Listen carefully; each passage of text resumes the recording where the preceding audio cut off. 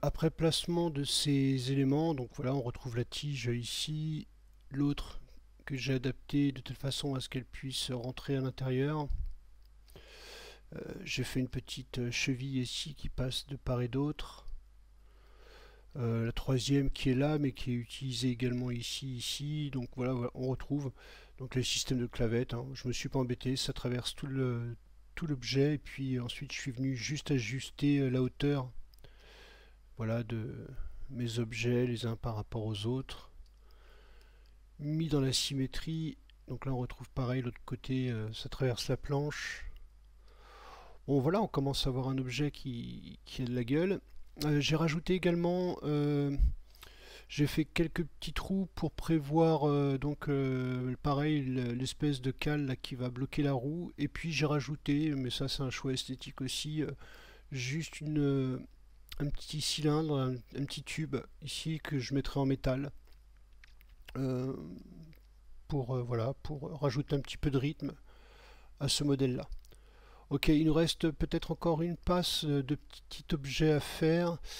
Et puis après, on pourra attaquer la dernière étape, le canon, le finaliser un petit peu. Et puis, je pense que ce sera bon pour la partie modélisation. Ok, donc je retourne dans mes références, Pure Ref. Donc ce qui m'intéresse, c'est de voir qu'il y a ici effectivement la petite cale là, qui empêche euh, l'ouverture de sauter. Donc on voit que c'est attaché par une chaîne, donc intéressant comme exercice de faire une chaîne. On a également, pourquoi pas, la fameuse pièce qu'on appelle, enfin en tout cas qu'ils appellent ici le Bockshorn, cette pièce-là, là, intéressante aussi. Voilà, divers crochets. Et puis les cordes, bien évidemment. Donc voilà, tous ces petits objets-là, on va essayer de les faire assez rapidement. Comme ça va être l'occasion de découvrir d'autres techniques. Allez. On n'a qu'à commencer donc par la petite pièce qui va rentrer là-dedans. Donc je vais aller en vue latérale. Je vais le faire directement en partant d'un disque, puisque j'ai vu qu'il y avait un trou. Donc moi j'aime bien dès qu'il y a un trou mettre un disque. Je vais le mettre en plus Z, réduire, le positionner en place. Je vais désactiver, c'est bon, ma subdivision de surface. Ok, à peu près. On va le faire petit. Okay. On va mettre beaucoup moins de subdivision, 8. Ok, donc à partir de là, il faut que je monte ma petite ligne. Donc je vais me rajouter une subdivision ici. Donc comme ça, l'idée c'est que mon trou va s'opérer ici. Et puis à partir de là, je vais éditer mon disque. C'est récupérer mes arêtes T mise à l'échelle. Mise à l'échelle.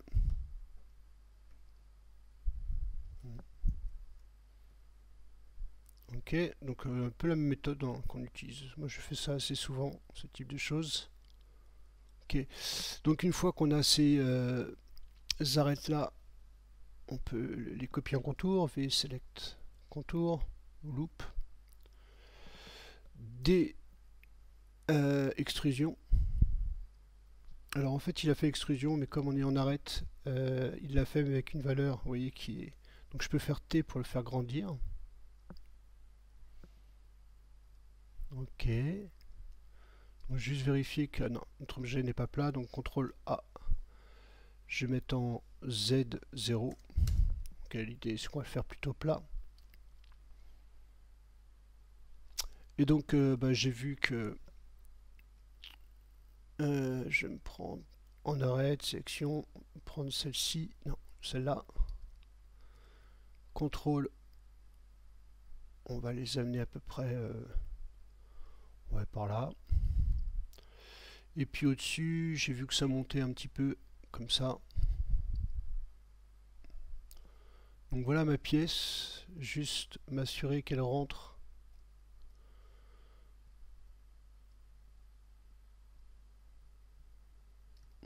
en termes de hauteur. Oh, ben on est pas mal, hein.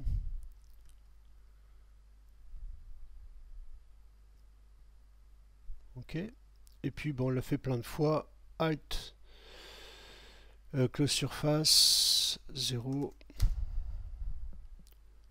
Et on va mettre l'épaisseur nécessaire.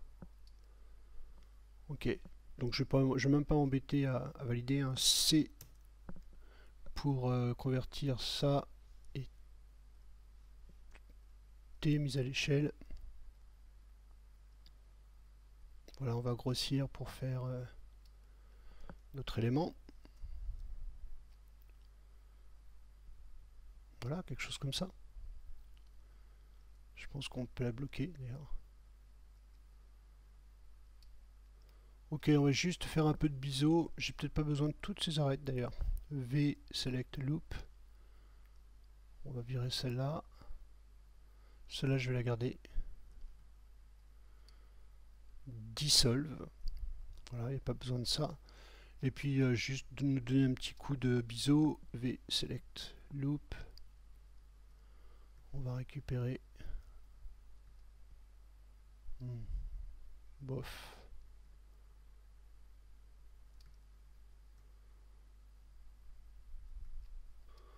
Ok, à la main.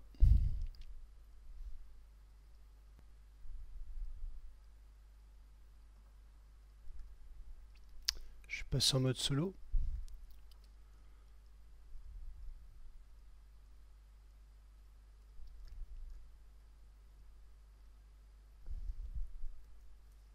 J'ai bougé mes arêtes. Ok. En général, il vaut mieux passer en section pour sectionner.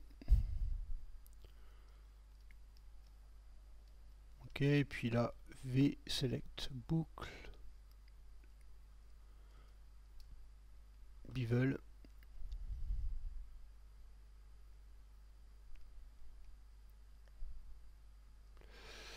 Bizarre Sengun.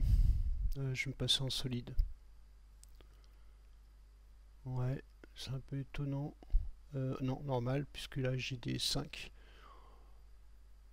Ok.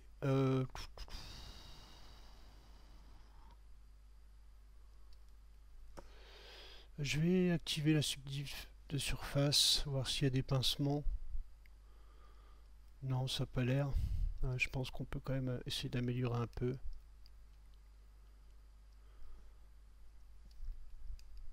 Ok. ME. L'intérêt c'est que je vais utiliser le magnétisme. Donc 1, 2, 3. Je vais ramener ça ici. 1, 2, 3. Je vais ramener ça là. Ouais, là, là, là, là. CTRL Z. Je vais plutôt faire ça. Ça.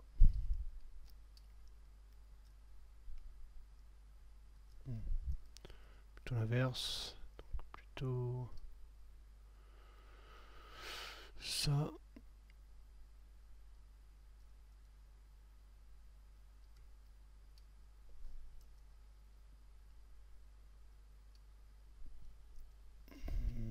Tu m'embêtes. Là, ça s'est réglé tout seul. Qu'est-ce que j'aurais pas fait ici?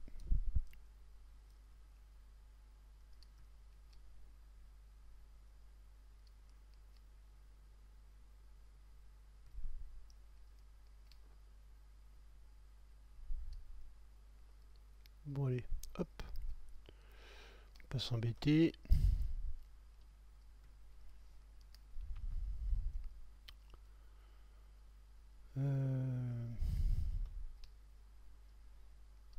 Bon, là, je vais faire ça. Cool. Et puis là, il nous reste un.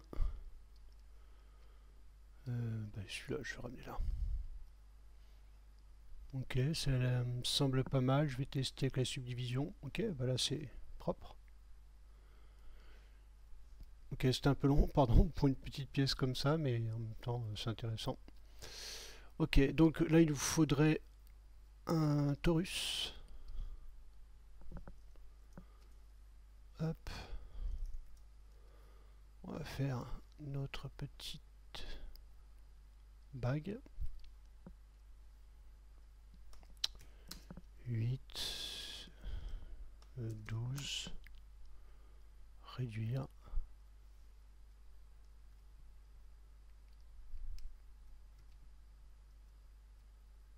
Ok, alors ce qu'on peut faire, c'est le mettre en enfant du disque, de mettre en objet relatif, modèle, et ici donc en Z, 0, 0 en Y, comme ça devrait me le recentrer à peu près. Et donc là en épaisseur, je vais mettre 0.6, 0.4, 3, ouais 3 c'est pas mal.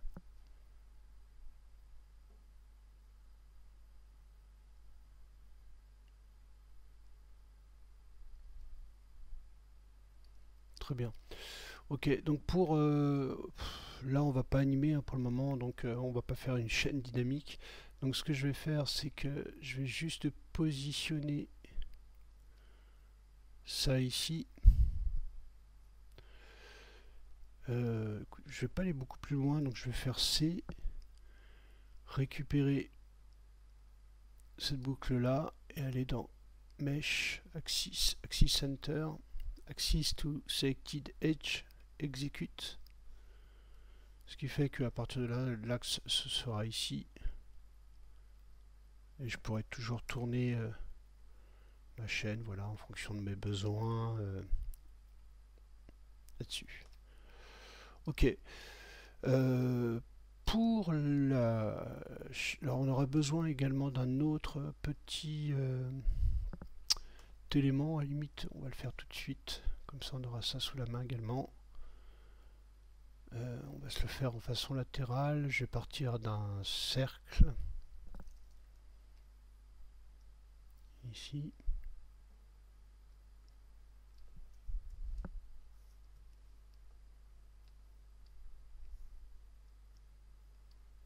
Ok.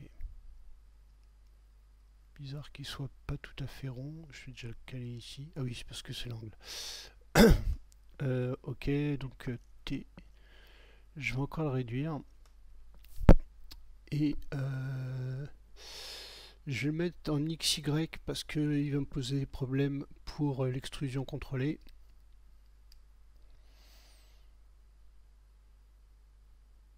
Et je vais me chercher un petit rectangle. Donc pareil, on peut le mettre là où on veut, je vais le mettre à côté.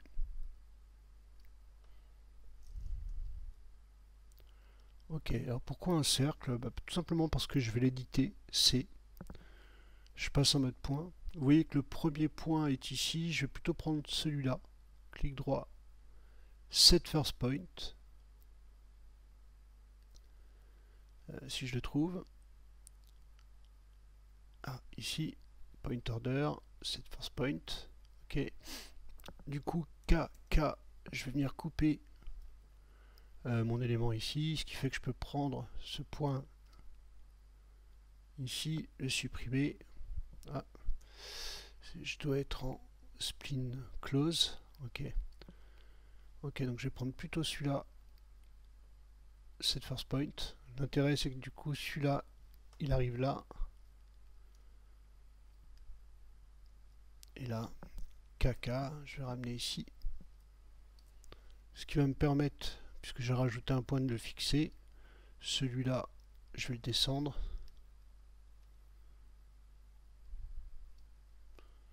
Hard interpolation pour enlever la tangente. On va chanfreiner un tout petit peu celui-là. Alors, pour histoire de garder la courbe, j'aime bien donner un coup de part et d'autre. L'intérêt, c'est que ce point devient disponible pour autre chose. Et là, je vais faire chamfer.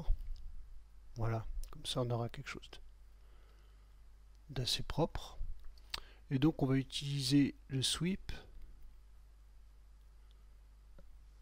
pour créer le rectangle plus le cercle. T mise à l'échelle. Hop. Voilà. Donc, si maintenant on veut jouer sur l'arrondi, rappelez-vous, hein, quand on le mettra dans une subdivision de surface, ça donnera une espèce d'élément comme ça.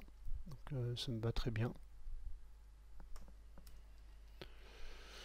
Ok, et si on veut que ce soit pointu, rappelez-vous, le sweep, il a des valeurs de détail, et on peut jouer donc sur les scales. Donc ici, là, pour en faire une petite pointe, si vous voulez, CTRL, clic, on peut rajouter des points intermédiaires, et donc d'obtenir des choses intéressantes. Si vous trouvez que c'est trop long au niveau du point, bah, vous pouvez couper caca juste avant. Et du coup, ce point-là, on peut le supprimer. Donc là, il n'y aura pas de problème, on aura bien un autre élément. Et donc, on pourra éventuellement... Alors, j'ai peut-être pas besoin d'autant de subdivision sur mon chemin. Là, je suis en uniforme, je vais passer à 3. Ouais, c'est pas mal. Je pense que je peux même le passer à 1. Cool. Ce que je vais faire, c'est que je vais faire Alt G, je vais éditer ce sweep. Ouais. J'aurais peut-être une autre à faire avec, je vais la garder quand même. Je vais juste ramener son axe au centre, donc pour ça je vais prendre plutôt les coordonnées du cercle, Alt G. Pourquoi? Parce que comme ça j'ai exactement les coordonnées du cercle, et je vais mettre mon sweep dans mon nul, comme ça au moins si jamais je dois le bouger, 90. Ok, on a déjà une deuxième pièce, donc celle-là on la collera sur le canon. J'en sais rien, peut-être par là ou par là, enfin on verra. Ok, pour la chaîne, on peut partir pourquoi pas d'un rectangle en spline.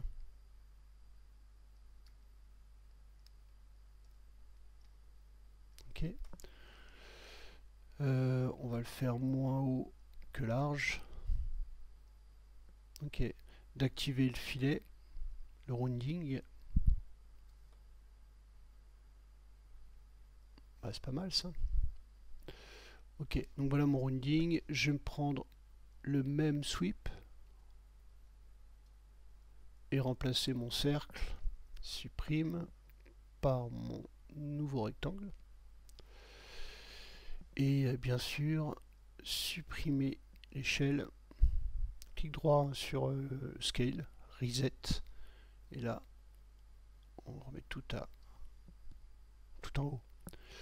Ok, au niveau des angles, il y en a beaucoup. Je suis en adaptative, je vais me mettre en uniforme.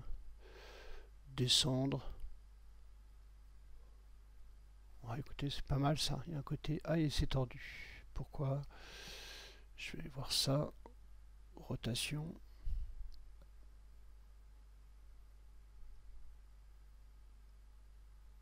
Intéressant. Mais en même temps, c'est pas plus mal par rapport à mon projet. Je dois avoir des angles sur mon rectangle. Intéressant.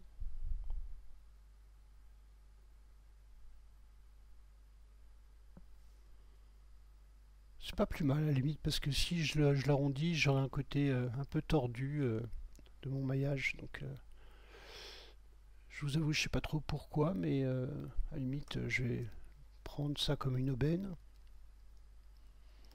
Ok. Bah écoutez, moi ça me va comme ça. Je vais l'éditer et me mettre au centre, l'axe au centre de tous les points. Donc je vais dans Mesh, Axis Center, All Point, exécuter. Ce qui fait que je vais pouvoir décaler mon axe sur le côté. Donc je vais passer en outil axe, outil déplacement, l'amener pourquoi pas par là. Ok, et donc on va le cloner. Simulate, pardon, MoGraph, cloner, linéaire, 0 en Y. On reviendra sur MoGraph. Hein, donc pour le moment, l'idée voilà, c'est qu'on va cloner un certain nombre de fois selon un mouvement ici.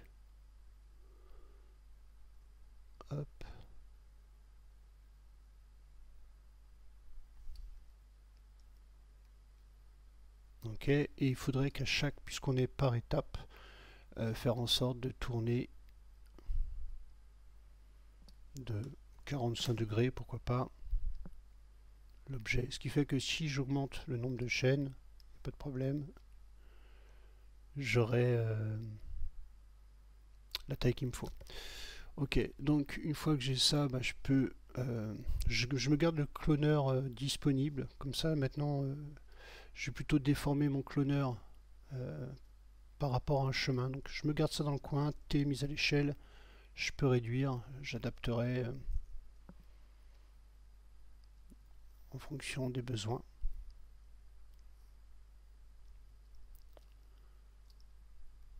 Bon, c'est pas mal.